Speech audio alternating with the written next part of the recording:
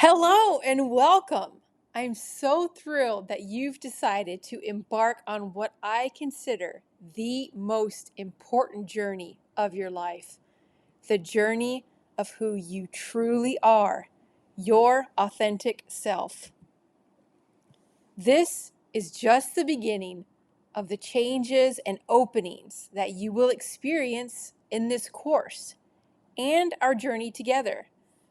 I can't thank you enough for allowing me to be the one to help guide you out of the darkness and back into your light. Don't worry if you feel a little lost. I was there too. You hold the keys to your happiness inside you. So let's get to work on retrieving those keys. But first, let me introduce myself. My name is KL. For years, I lived a life and had a relationship that from the outside appeared to be ideal, but no one, including my partner, knew the confusion I felt internally. Many times I felt like an imposter in my own life. Sure, I was happy lots of times, but I also felt lost. I was living my life as a passenger while someone else drove and made the decisions for a future that I went along with. I had freely allowed this to happen because I didn't truly know what I wanted for myself. So why not let someone else make all the plans? But you see, under the surface, I had a knowing that there was more to life than what I was living. Most of the time, when that feeling arose, it caused me to doubt my relationship. But then the feeling would go away, and I'd feel safe again, tucked away in my relationship, glad the urge to leave had subsided. My seemingly good life could go on. Over the years, this internal struggle led to insomnia, poor gut health, and an autoimmune disease. My body was signaling to me, but I wasn't picking up on the signals. I went to doctors and healers for help, but never considered that in order for me to heal, my environment had to change. I had to change. I prayed for help and asked to be guided to the path of my authentic self. Well, help came to me. My relationship ended, and I found myself on my couch in a quiet apartment alone. I'd been in a relationship for 10 years, and my identity had been wrapped up in that relationship. So who was I now? I felt lots of emotions stir within me, and I didn't know what to do with them. So I grabbed my laptop and began to type them all out. I wrote through tears, anger, sadness, fear, and also some happiness. With each word I wrote, the emotional block that had been built over the years of self-protection slowly chipped away. The more I wrote and acknowledged the emotions within me and allowed them to be without any judgment, the more connected to myself I felt. I discovered a new freedom and lightness that I hadn't felt since I was a child. I began to dance, sing, and write poetry. I felt alive for the first time in years, and gradually, I began to heal. The process I went through is what I want to share with you in this course. I bet you're a bit like me, and wherever you are on your healing journey, you could always go deeper. And the techniques in this course will help you just like they helped me. The good news is that you don't have to have any experience with writing. You just have to be open to transformation. We'll be peeling the layers back to get to the heart of what you want, who you are, and what gifts you came here to share. Your emotions are your internal GPS system. They guide you through life, showing you what you don't want and what you do want.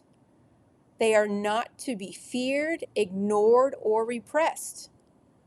Expressing your whole range of emotions in a healthy way is normal and what we are designed to do. Repression of these emotions eventually blocks you from your intuition, your inner guidance.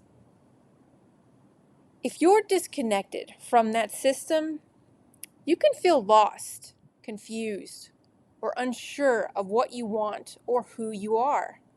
You might ask others for advice because you have trouble making decisions.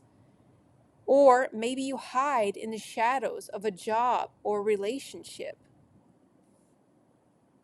The first step in removing your blocks is by starting a writing practice, beginning with what I call a brain dump. Can you allow yourself to freely write without any judgments? Let your thoughts flow. Write like you speak. There are no grammar lessons here. This is just for you to read. So get the images, the feelings, and emotions out. This is a powerful first step. Set aside time to write. It can be 5 minutes or an hour, depending on how much time you have. You can buy a journal or notebook or type on your computer like I did. You can write throughout the day, jotting things down as they come to you, or set aside a scheduled time. Whatever works best for you. The important thing is to just get it out of your head. The computer or the paper is waiting to receive the words that only you can relay. So what is it that you want to say? You are an explorer, going inside yourself to bring back your voice and reclaim your identity. Keeping yourself silent, not speaking your truth, or not allowing yourself to feel or even cry prevents the movement of energy. This repression of energy is what creates blocks, cutting you off from intuition and guidance, your inner GPS. You can choose to read what you write or just keep writing and move on. For the majority of my journaling, I wrote and moved on. We will go through exercises in future modules where I did read what I wrote, and it was part of the healing process.